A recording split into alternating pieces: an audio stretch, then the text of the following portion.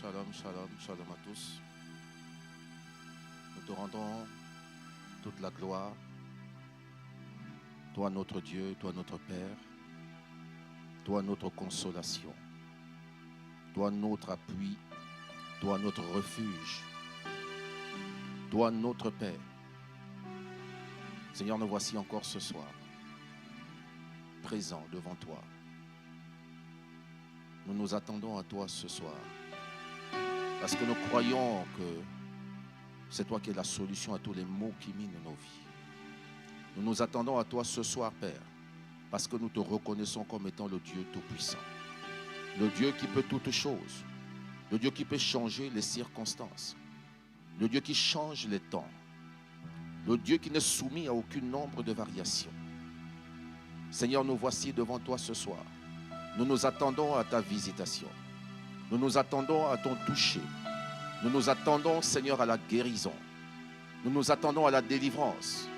Comme l'a dit le psalmiste, je lève les yeux vers les montagnes pour trouver le secours auprès de toi. Et c'est dans cette attitude que nous sommes là ce soir, Père.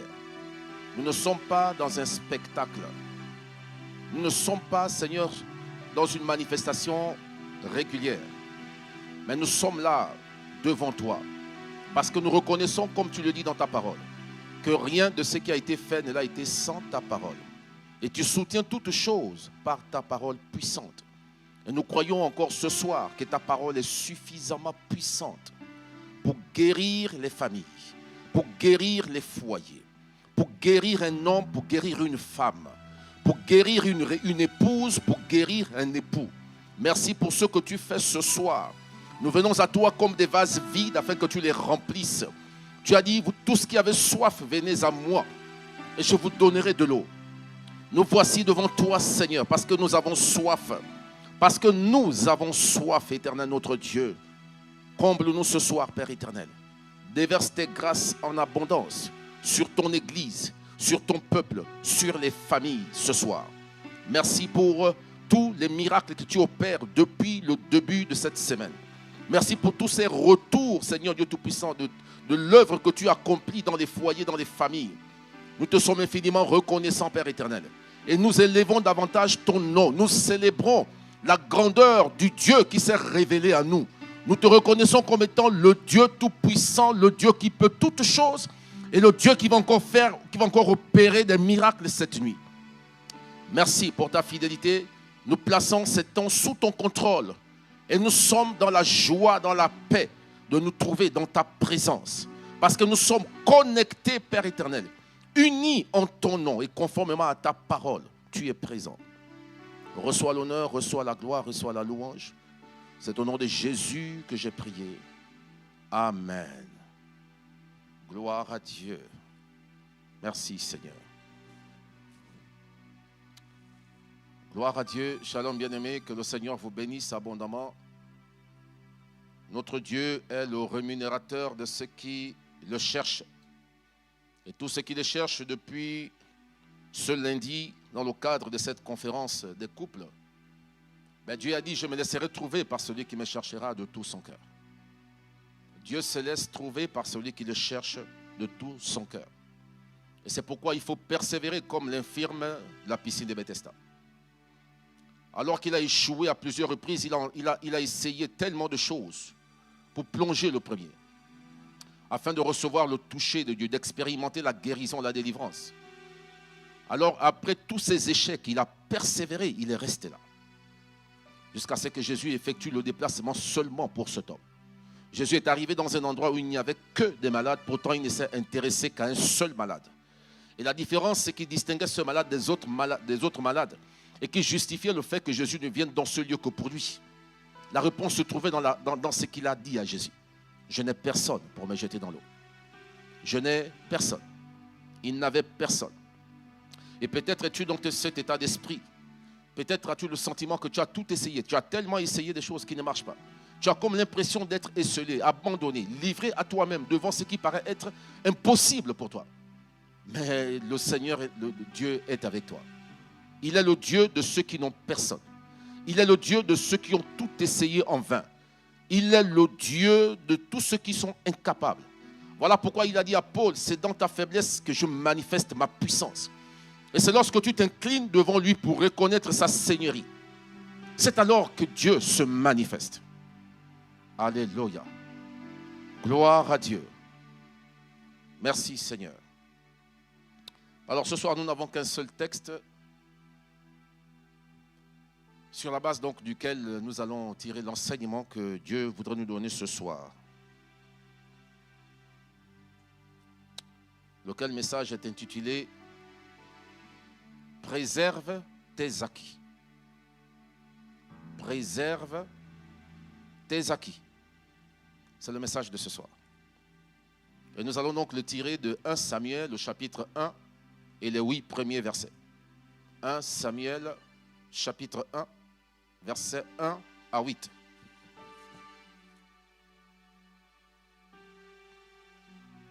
Je vais lire ce texte dans la traduction Louis II de 1910. Il y avait un homme de Ramathaïm Tsophim, de la montagne d'Éphraïm, nommé Elkana, fils de Jéroham, fils d'Éliou, fils de Tohu, fils de Tsouf, Éphrasien.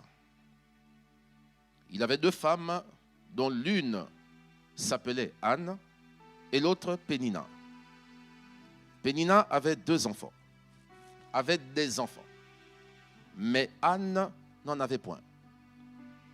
Chaque année, cet homme montait de sa ville à Silo pour se prosterner devant l'Éternel des armées et lui offrir des sacrifices. Là se trouvaient les 2 fils d'Élie, Ophni et Phinès, sacrificateurs de l'Éternel. Le jour où Elkana offrait son sacrifice, il donnait des portions à Pénina, sa femme, et à tous les fils et à toutes les filles qu'il avait d'elle. Mais il donnait à Anne une portion double, car il aimait Anne, que l'Éternel avait rendue stérile. Sa rivale lui prodiguait les mortifications pour la porter à s'irriter de ceux que l'Éternel l'avait rendu stérile. Et toutes les années, il en était ainsi. Chaque fois qu'Anne montait à la maison de l'Éternel, Pénina la mortifiait de la même manière. Alors elle pleurait et ne mangeait point. Elkana, son mari, lui disait: Anne, pourquoi pleures-tu et ne manges-tu pas? Pourquoi ton cœur est-il attristé? Est-ce que je ne vaux pas pour toi mieux que 10 fils? Amen. Gloire à Dieu. Je vais relire ce même passage dans une autre traduction.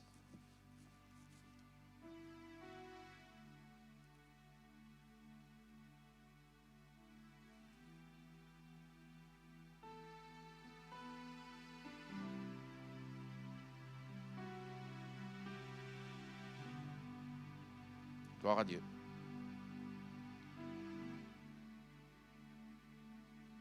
Je vais lire ce texte dans la traduction français courant. À Rama, dans la région montagneuse d'Éphraïm, vivait un Éphraïmite du district de Soul, appelé Elkana. Il était fils de Jéroham, lui-même fils d'Éliou, petit-fils de Tohu et arrière-petit-fils de Souf. Il avait épousé 2 femmes, Anne et Pénina. Pénina avait des enfants, mais Anne n'en avait pas. Chaque année, Elkana se rendait à Rama au sanctuaire des Silos pour y adorer le Seigneur, le Dieu de l'univers, et lui offrir un sacrifice. Les 2 fils d'Élie, Ophni et Phinès, étaient prêtres du Seigneur à Silo. Elkana avait l'habitude de donner. Elkana avait l'habitude de donner à Pénina et à chacun de ses enfants un morceau de l'animal sacrifié. Mais à Anne, il donnait une part de choix, car il l'aimait beaucoup, bien que le Seigneur ne lui avait pas accordé d'enfant. Quant à Pénina, l'autre femme, elle cherchait sans cesse à vexer Anne pour l'humilier de n'avoir pas d'enfant. Et chaque année, lorsque Anne se rendait au sanctuaire du Seigneur, la même scène se répétait. Une année, comme Anne se mettait à pleurer et ne voulait rien manger, son mari lui demanda, « Anne, pourquoi pleures-tu? Pourquoi ne veux-tu rien manger? Pourquoi es-tu si triste? Est-ce que je ne vaux pas mieux pour toi que 10 fils? » Amen. Gloire à Dieu. Nous avons lu cette histoire plusieurs fois. Je ne serai pas long ce soir. Nous avons lu cette histoire plusieurs fois, bien-aimés. C'est l'histoire d'un couple. C'est l'histoire d'une famille. C'est aussi l'histoire d'un serviteur de Dieu.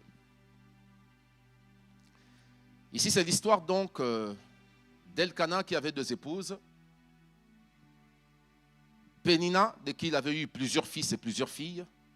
Et Anne, qui n'avait pas d'enfant. Cette histoire nous raconte que lorsqu'Elkana allait offrir des sacrifices à l'Éternel, il offrait à manger à Pénina et aux fils et aux filles qu'il avait eues d'elle. Cependant, à Anne, il donnait la double part, une double portion, le double de ce qu'il donnait à Pénina et ses enfants. Et il s'est trouvé donc que Pénina avait l'habitude d'humilier Anne. Elle faisait tout pour attrister Anne. La Bible dit qu'elle faisait tout pour remonter Anne contre Dieu parce que Dieu ne lui avait pas donné d'enfant. Donc tous les jours, Anne vivait des humiliations. Tous les jours, Anne vivait des humiliations. Et la Bible dit que chaque fois que Anne sortait de chez elle pour aller au temple, pour aller adorer Dieu, c'est alors que Pénina s'est livrée à cet exercice, s'arrangeant à ce que lorsque Anne arrive auprès de Dieu, son cœur est remonté contre Dieu parce que Dieu ne lui donnait pas d'enfant. Anne a vécu des humiliations comme ça pendant longtemps. Et c'est ce que beaucoup de femmes qui vivent dans un foyer polygame subissent. Beaucoup de femmes comme ça subissent ce genre de choses. Beaucoup de femmes qui vivent dans la polygamie, qui vivent dans un foyer polygame. Beaucoup de femmes subissent des injustices comme ça. Beaucoup de femmes comme ça vivent des humiliations. Et donc, naturellement, Anne souffrait de cela. Anne souffrait beaucoup dans son cœur. Le cœur de Anne était meurtri. Anne vivait, elle dormait dans l'humiliation. Anne souffrait dans son âme. Et là où le Saint-Esprit attire mon attention dans ce message que je vais vous apporter ce soir, c'est le verset 8 que nous avons lu. C'est le verset 8. Et ce verset 8 nous dit ceci. Elkana, son mari, lui disait, Anne, pourquoi pleures-tu? Et ne manges-tu pas? Pourquoi ton cœur est-il attristé? Pourquoi pleures-tu? Pourquoi ne manges-tu pas? Pourquoi ton cœur est-il attristé? C'est Elkana, son mari, qui s'adresse à son épouse Anne. Pourquoi pleures-tu? Elkana n'était pas étranger à ce que Anne vivait. Elkana savait pourquoi Anne pleurait. Pourtant, Elkana pose quand même la question à Anne. Pourquoi pleures-tu? Pourquoi ne manges-tu pas? Pourquoi es-tu triste? Ça, c'est une question qu'un étranger pourrait poser à Anne. C'est une question que quelqu'un qui est étranger à ce que Anne vit pourrait lui poser. Pourtant, ces questions viennent de son mari qui partage son quotidien. Ces questions viennent de cet homme qui partage sa vie et qui sait ce qu'elle vit. Cette question vient de cet homme qui est témoin de ce que une de ses épouses humilie l'autre épouse. Mais il pose quand même la question à Anne. Anne, il l'appelle par son nom. Anne, pourquoi pleures-tu et ne manges-tu pas? Pourquoi ton cœur est-il attristé? Ces questions venant d'Elkana paraissent absurdes. Ces questions ne valent pas la peine d'être posées venant de l'homme qui est la personne la mieux placée, la mieux indiquée pour comprendre ce que je vis, ce que je ressens. C'est une question qui n'avait pas sa place. Anne aurait pu répondre à Elkana en disant, mais mon mari, comment peux-tu me poser une telle question? Ne comprends-tu pas que je souffre de ce que je ne peux pas te donner un enfant? Mais la vérité, c'est que Elkana n'était pas étranger à ce que Anne vivait. Elkana savait pourquoi Anne souffrait. Elkana savait pourquoi Anne pleurait. Elkana savait pourquoi Anne était triste. Elkana savait pourquoi Anne n'avait pas appétit. Elkana le savait.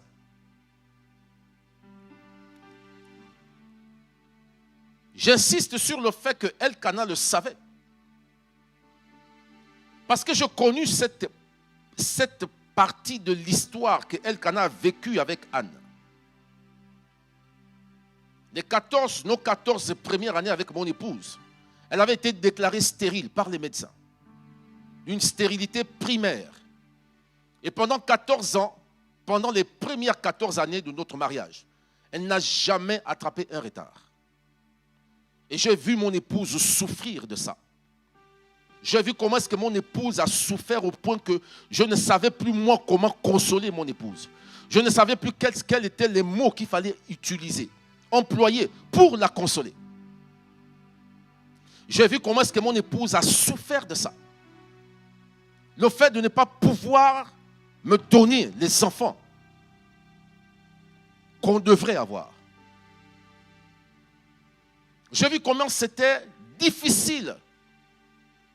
Ça a été vraiment difficile ces 14 premières années. Ça a été difficile. J'ai vu comment est-ce que mon épouse était dans un état d'esprit qui était tel qu'elle ne se sentait plus femme. Le fait de ne pas pouvoir me donner un enfant. Et c'est pourquoi je dis que Elkana savait pourquoi Anne souffrait. Elkana savait pourquoi Anne était triste. Elkana savait pourquoi Anne n'avait plus appétit. Pourquoi est-ce qu'elle ne pouvait plus manger. Mais il fallait poser des questions. Et ce n'est pas ça ce qui est surprenant dans la Bible. Du moins, ce n'est pas sur cette partie que le Saint-Esprit a attiré mon attention. C'est la fin de ce verset. Elkana, son mari, lui disait, Anne, pourquoi pleures-tu? Et ne manges-tu pas?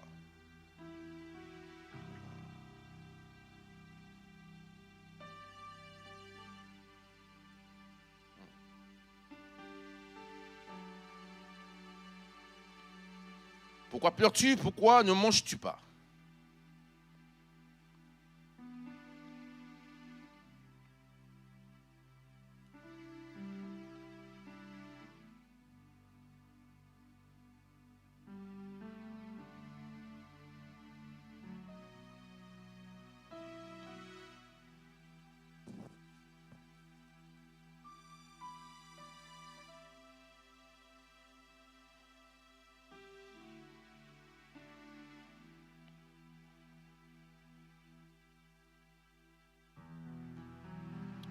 Gloire à Dieu.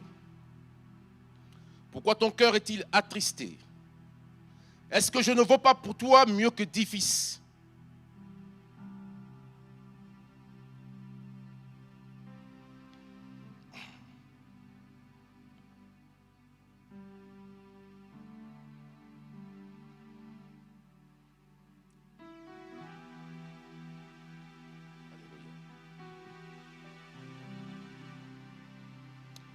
Elkana pose la question à Anne, pourquoi pleures-tu? Pourquoi ne manges-tu pas? Pourquoi ton cœur est-il attristé? Est-ce que je ne vaux pas pour toi mieux que 10 fils? Elkana dit à Anne, est-ce que je ne vaux pas pour toi mieux que 10 fils? Est-ce que je ne vaux pas pour toi mieux que 10 fils? Elkana aimait son épouse Anne. Elkana savait que Anne souffrait parce que Anne ne pouvait pas enfanter.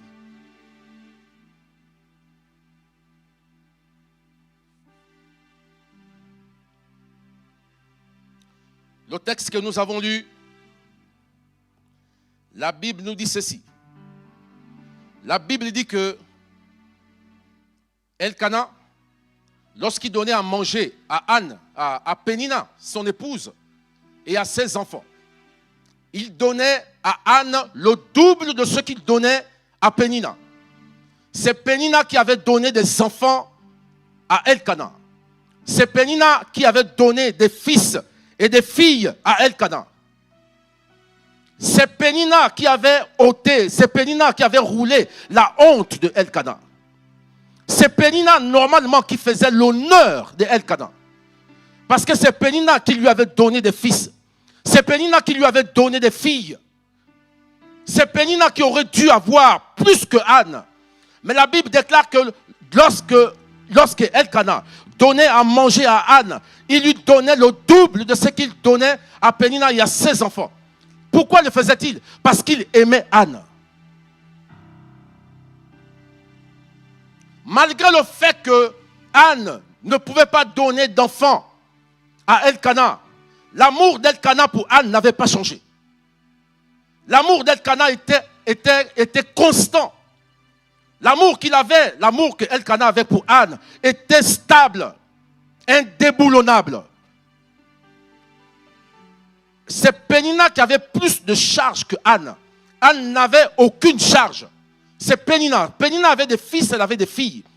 C'est à Pénina que Elkana aurait dû donner plus à manger. Pourtant, après avoir donné à Pénina et à ses enfants à manger, à Anne, il donnait le double. Anne n'avait pas besoin du double puisqu'elle était seule. Elle n'avait aucune charge. La seule charge qu'elle avait, c'était elle-même. Mais pourtant, Elkana donnait le double de ce qu'il donnait à Pénina. Pourquoi? La Bible dit parce qu'il aimait Anne. Elkana aimait Anne plus que Pénina. L'amour d'Elkana était tellement grand pour Pénina, pour Anne,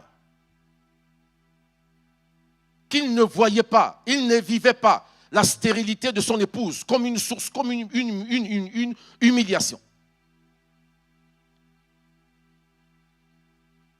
Elkana donnait tout à Anne.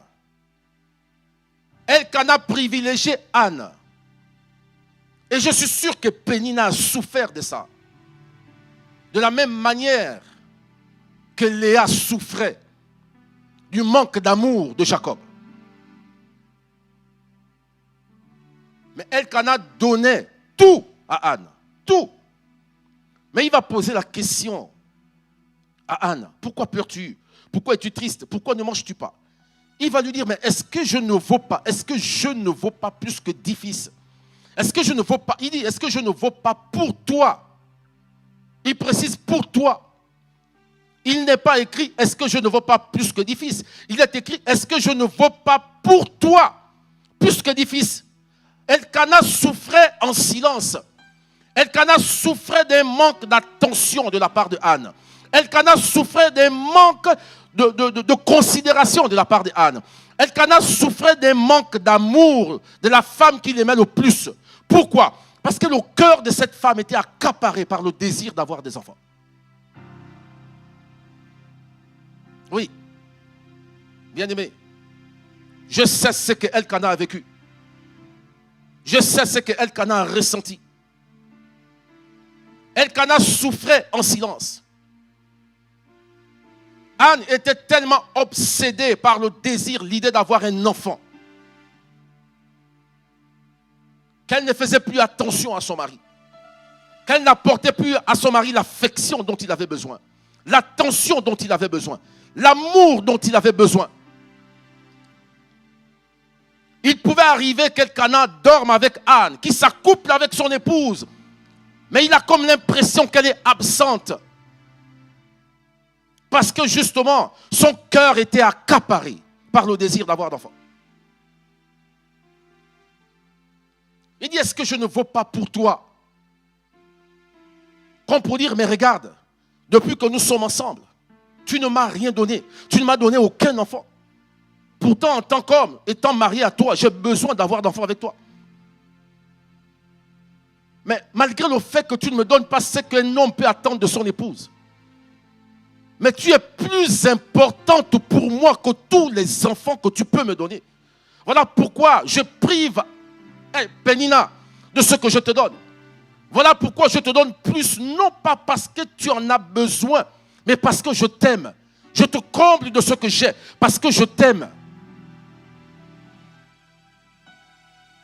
Tu es plus importante que tous les enfants que j'ai déjà, même d'ailleurs avec Pénina. Tu es plus importante pour moi que Pénina. Mais toi, à ton tour, de ton côté, est-ce que je ne veux pas pour toi? Il dit pour toi, plus que 10 enfants, plus que 10. Est-ce que je ne veux pas pour toi plus que 10? Elkana souffrait dans le silence. Elkana souffrait d'un manque d'attention, d'un manque d'affection, d'un manque d'amour de sa femme Pénina, de sa femme Anne. Alors que son cœur était tout entier à Anne. Le cœur de Anne était accaparé par le désir d'avoir d'enfants. Il y a beaucoup d'hommes qui souffrent en silence dans le foyer conjugal. Il y a beaucoup de femmes qui souffrent en silence dans le foyer conjugal. Elles souffrent d'un manque d'amour, d'un manque d'attention. Pour Anne, c'était l'enfant. Elle était obsédée par le désir d'avoir d'enfants. Pour quelqu'un d'autre, son cœur est accaparé par son travail, par sa carrière. Oui.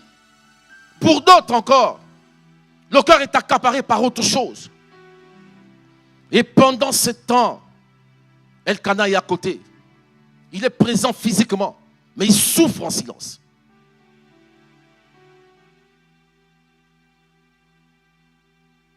Il y en a beaucoup comme ça qui, dans le foyer conjugal, souffrent de ce manque d'affection.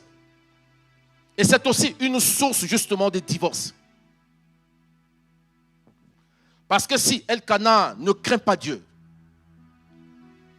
et qu'il s'y tombe sur une autre femme qui lui accorde cette affection dont il a besoin, parce que c'est un besoin, bien aimé.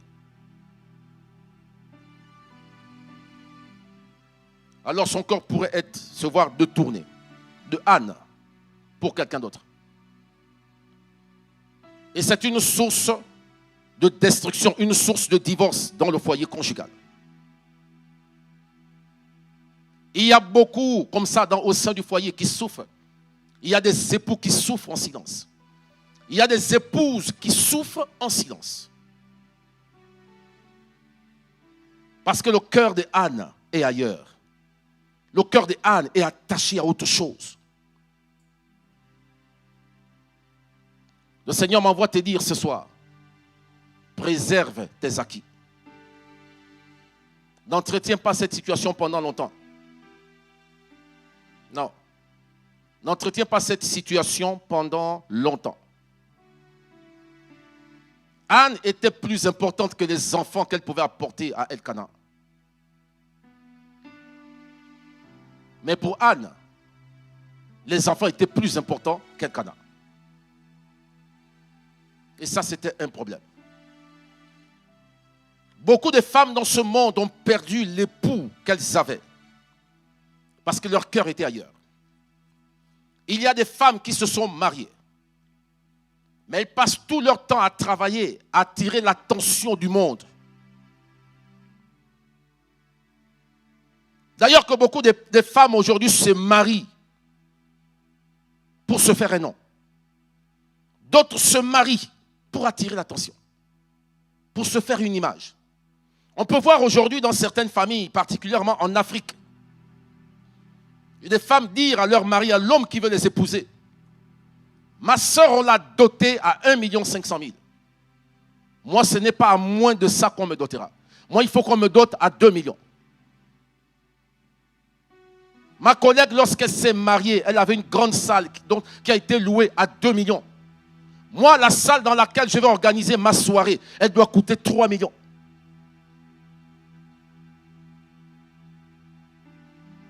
Pourquoi? Parce qu'elle veut se faire une image. Elle veut attirer l'attention. Il y a des hommes comme ça qui se sont saignés pour épouser une femme. Ils l'ont fait parce qu'ils aiment leur femme. Mais la femme ne mesure pas ce que ça lui coûte à cet homme tout ce qu'il fait pour l'avoir, pour elle. Et une fois mariée, ça continue. Elle travaille à se faire une image, à se faire un nom, à attirer l'attention. On voit beaucoup de femmes mariées, même des chrétiennes, le faire. Plein de selfies, on les voit s'exposer sur Facebook.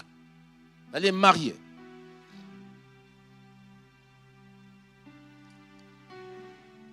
Ne sais-tu pas, épouse, ne sais-tu pas, comme l'apôtre Paul nous le dit dans la Bible, ton corps ne t'appartient pas. Une épouse ne peut pas se prendre en selfie et se mettre sur les réseaux sociaux sans requérir l'autorisation de son mari.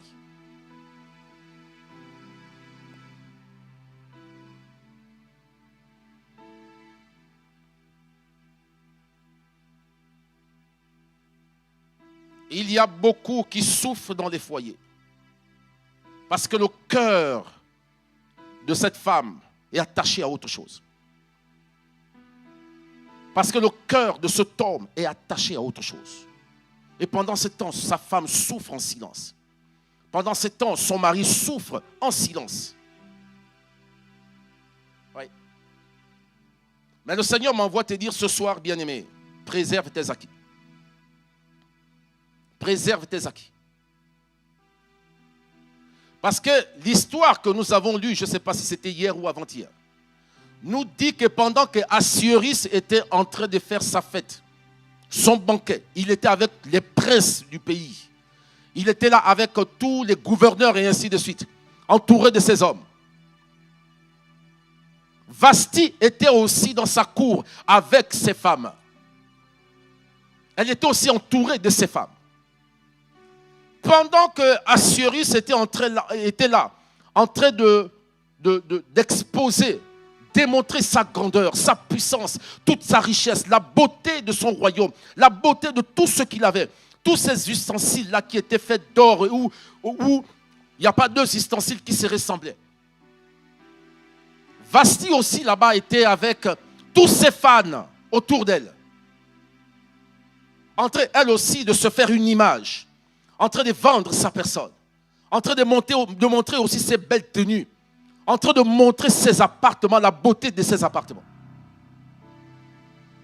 Et lorsque son mari l'appelle, elle a refusé de venir. Pourquoi? Parce que son cœur était accaparé par l'image qu'elle voulait que toutes ces femmes du royaume aient d'elle. Et malheureusement pour elle, elle a perdu sa position de reine du pays. Elle a perdu son mari. Ça a basculé comme ça, en une fraction de seconde. Jusqu'à ce qu'on vienne l'appeler, elle était encore la reine. Mais après avoir dit aux eunuques, non, je ne viens pas. Elle a cessé d'être la reine. Elle a continué de faire son show devant ses fans qui étaient autour d'elle, ne sachant pas que son sort, il y avait une décision en cours, il y avait une loi en cours, il y avait un décret qui devait être pris dans les minutes qui suivaient. Son cœur était attaché, accaparé par le désir de se vendre, de se faire une image, de se faire un nom. Et il y a des femmes comme ça, qui pendant qu'elles étaient dans la maison d'un homme, elles n'ont pas voulu se soumettre à l'autorité de cet homme. Elles n'ont pas voulu obéir à cet homme. Elles ont tenu tête à cet homme. Et pour certaines, ont traité cet homme de moins que rien. Et lorsqu'elles ont été remplacées, la nouvelle qui est arrivée est devenue la responsable de son épargne, de son échec, de sa chute. Alors qu'elle n'a rien à voir avec ça. Et beaucoup de femmes qui se retrouvent dehors sont en train de combattre la femme qui est à la maison, à leur place. Elles tiennent des réunions à l'extérieur, la traitant de sorcière. C'est lorsqu'elles ont perdu leur position.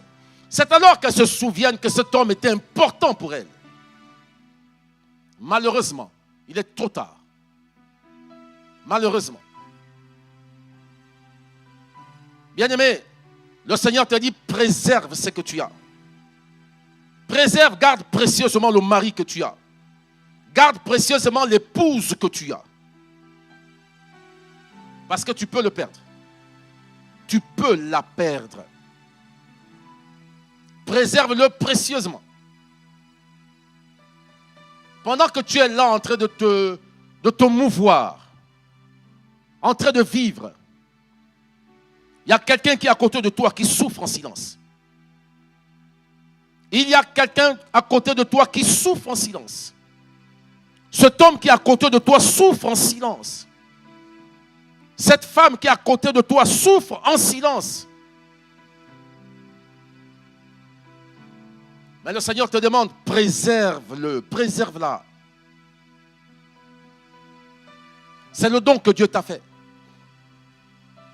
Anne ne se rendait pas compte de combien est-ce que Elkana, son mari, souffrait en silence. Elkana souffrait en silence. Elkana a certainement parlé à Anne plusieurs fois. Anne, ce n'est pas grave. Elkana a certainement dit à plusieurs reprises, Anne, mais ce n'est pas un problème pour moi que tu n'enfantes pas. C'est toi que j'aime. Je ne t'ai pas d'abord aimé à cause des enfants. C'est toi que j'aime. Tu me suffis, ta présence me suffit.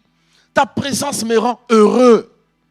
Avec ou sans enfants, mon amour pour toi ne change pas. Mais Elkana a parlé tellement longtemps à Anne qu'un jour il a dû lui dire, mais Anne, est-ce que je ne vaux pas plus que 10 fils? Est-ce que je ne vaux pas pour toi? Est-ce que pour toi je ne suis pas important que les 10 fils? Au point que je n'ai plus de place dans ton cœur, au point que tu ne fasses plus attention à ma personne, au point que tu n'es même plus sensible à mes caresses. Parce que ton cœur est accaparé par le désir d'avoir d'enfants.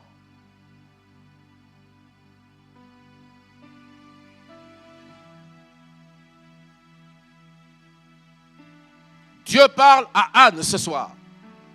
Et Anne est un homme, Anne est une femme. Pour te dire, fais attention à ce que tu fais.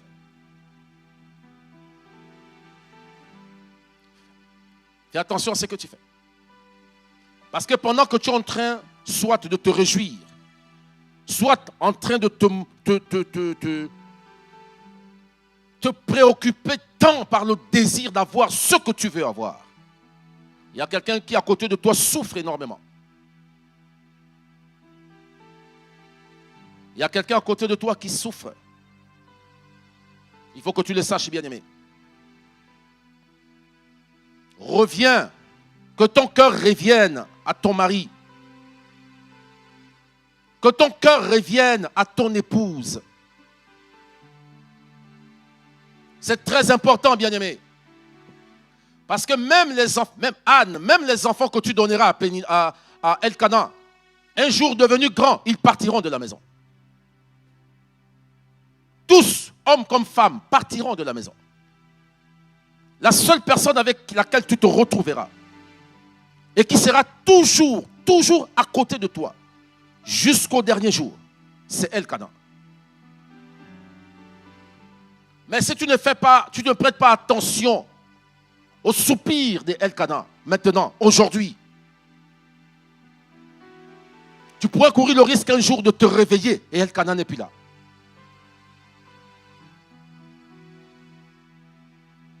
Préserve donc ce que Dieu t'a donné, bien-aimé. Préserve ce que Dieu t'a donné. C'est le message que le Seigneur m'a donné de dire à Anne ce soir.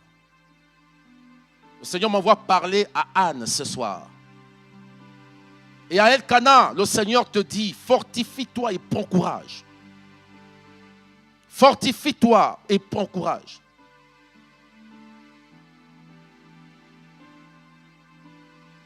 N'abandonne pas pour autant. N'abandonne pas pour autant. Bien-aimé, ta carrière n'est pas plus importante que ton conjoint. Non. Ta réputation n'est pas plus importante que ton conjoint. La volonté parfaite de Dieu, il a dit, ils deviendront une seule chair. Ils deviendront une même personne. Mais l'obsession de Anne a détaché Anne d'Elkana. Il n'était plus une seule personne. Sans enfant, Elkana est demeuré, resté attaché à Anne. Il a formé une seule personne avec Anne. Mais l'obsession d'avoir des enfants a détaché Anne d'Elkana. Donc, en te laissant obséder par le désir d'avoir ceci ou cela, tu es en train de combattre Dieu. Tu es en train de détruire ce qu'il est écrit, que l'homme donc ne sépare point ce que Dieu a joint, ce que Dieu a uni. Lorsque ton cœur est accaparé par autre chose, tu es en train de détacher ce que Dieu a uni. Toi-même, tu es en train de détacher ce que Dieu a uni. Tu auras donc des comptes à rendre à Dieu. Voilà pourquoi il est écrit dans la Bible que le désir, la soif de posséder, c'est de l'idolâtrie. Or, la Bible dit que les idolâtres n'hériteront pas du royaume des cieux. Quand on parle d'idolâtrie, on ne voit que le fait de rendre un culte à d'autres divinités. Il est écrit que la soif de posséder, c'est de l'idolâtrie.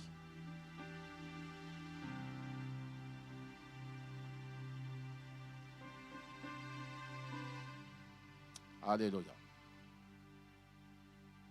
Que celui qui a des oreilles pour entendre ce que l'Esprit dit ce soir. Préserve ce que tu as. Et sache que pendant que tu te réjouis, pendant que tu fais la fête, il y a quelqu'un qui souffre. Tu l'appelles mon mari. Tu l'appelles mon épouse, ma femme. Tu es tellement obsédé par ce que tu veux à tout prix avoir, ce que tu veux être, ce que tu veux paraître devant le monde, que tu es en train de faire souffrir ce don que Dieu t'a donné, que Dieu t'a fait. Nous allons prier. C'est le message que le Seigneur m'a donné ce soir. Préserve ce que tu as. Tu as un mari que Dieu t'a donné. Beaucoup de femmes dans ce monde pleurent pour avoir un mari. Beaucoup de femmes dans ce monde jeûnent pour avoir un mari. Beaucoup de femmes dans ce monde passent des jours et des jours en train de prier afin que Dieu leur donne un mari. Tu as une épouse. Beaucoup d'hommes dans ce monde fléchissent les genoux pour avoir une épouse. Beaucoup d'hommes dans ce monde sont morts parce qu'ils étaient seuls. Beaucoup d'hommes dans ce monde n'arrivent pas à réussir parce qu'ils sont seuls. Alors préserve ce que Dieu t'a donné. Préserve-le. Je voudrais que nous prions maintenant. Nous allons prier maintenant. Je voudrais que tu médites maintenant cette parole. Le Seigneur te parle. Qu'est-ce qui occupe ton cœur aujourd'hui? Qu'est-ce qu'il y a de plus grand que ton mari, que ton épouse aujourd'hui, après Dieu? Qu'est-ce qu'il y a de plus important que ton épouse et ton époux? Je ne te choque pas en te disant que ton mari est plus important que tes enfants. Je ne te choquerai pas en te disant que ton épouse est plus importante que tes enfants. Parce qu'il n'est pas écrit que et lui et ou elle et ses enfants ne formeront qu'une seule personne. Cela est dit de l'épouse et de l'époux.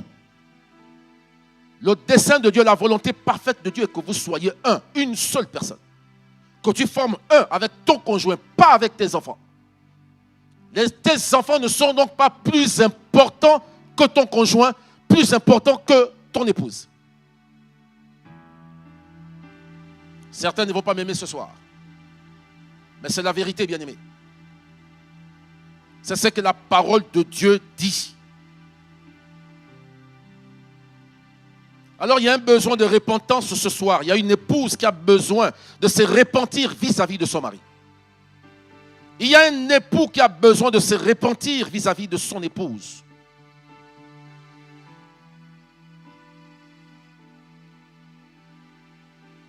Il y a des personnes aujourd'hui dans ta vie qui sont plus importantes que ton conjoint. Ce n'est pas normal.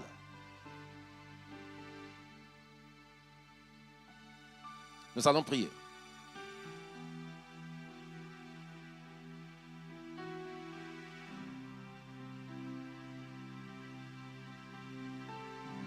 te rendons toute la gloire, Père éternel, notre Dieu. Nous te bénissons pour ta parole.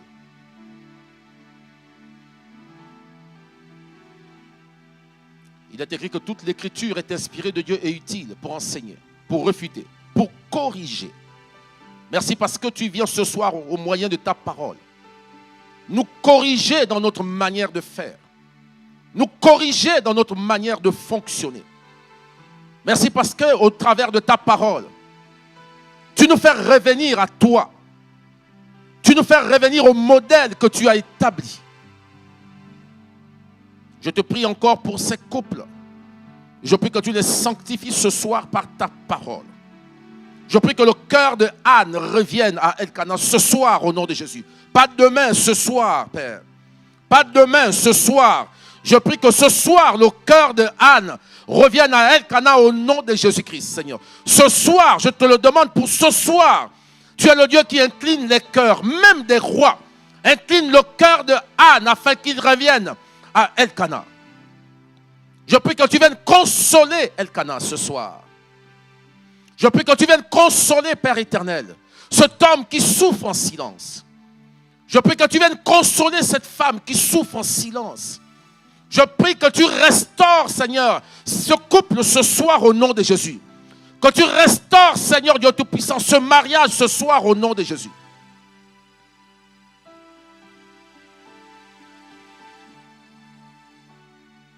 Je prie que tu apportes la paix à Elkanah ce soir.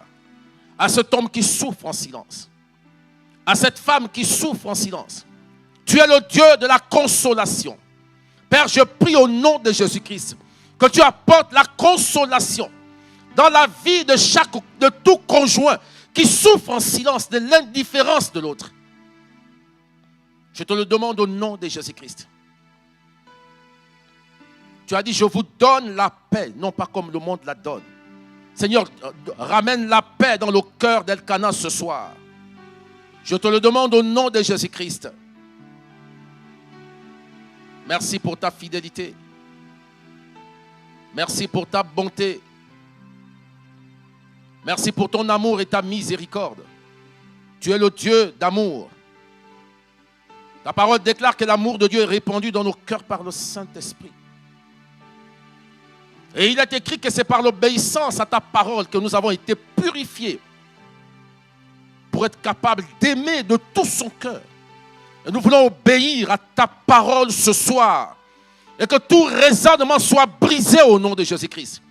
Que toute hauteur qui se dresse contre la connaissance de Dieu, contre ta volonté dans la vie de ce couple, Père, soit renversée au nom de Jésus-Christ. Merci pour ta fidélité. Que ta paix qui surpasse toute intelligence soit le partage, Père, d'Elkanah ce soir. Oui, que là où Elkanah se trouve, Père, ta parole déclare que la main de l'Éternel n'est pas courte pour agir. Étends ta main sur Elkanah. Que ta main le touche maintenant, Père. Que ta main touche cet homme qui souffre en silence au nom de Jésus. Que ta main touche cette femme qui souffre en silence. Je t'en supplie, Père. Apporte la consolation, Père, dans ces foyers déséquilibrés. Apporte la consolation. Apporte la paix, Seigneur, dans le cœur de ce conjoint qui souffre en silence. Je t'en supplie, ô Dieu. Merci pour ces foyers que tu restaures. Je prie que tu opères un miracle ce soir. Je prie que tu opères un miracle, Père. Je demande un miracle ce soir dans le foyer d'Elkanah. Je demande un miracle ce soir dans la vie de cet homme qui souffre en silence.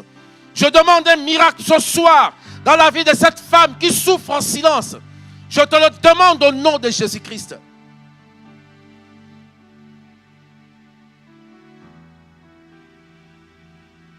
Je te remercie, Père, parce que je te connais, le Dieu qui est fidèle, celui qui veille sur sa parole pour l'accomplir. Seigneur, c'est pour guérir Elkanah ce soir que tu as mis cette parole dans mon cœur. Je te bénis pour ton œuvre de restauration, de guérison, que tu opères dans la vie de cet homme, de cette femme. Merci parce que demain est un jour nouveau pour Elkanah. Merci Seigneur. Que la gloire te revienne à toi seul, la louange et l'adoration. Béni sois-tu Père, c'est au nom de Jésus que j'ai prié. Amen. Merci Seigneur. Que Dieu vous bénisse, bien-aimés. Que le Seigneur bénisse vos maisons, que le Seigneur bénisse vos familles.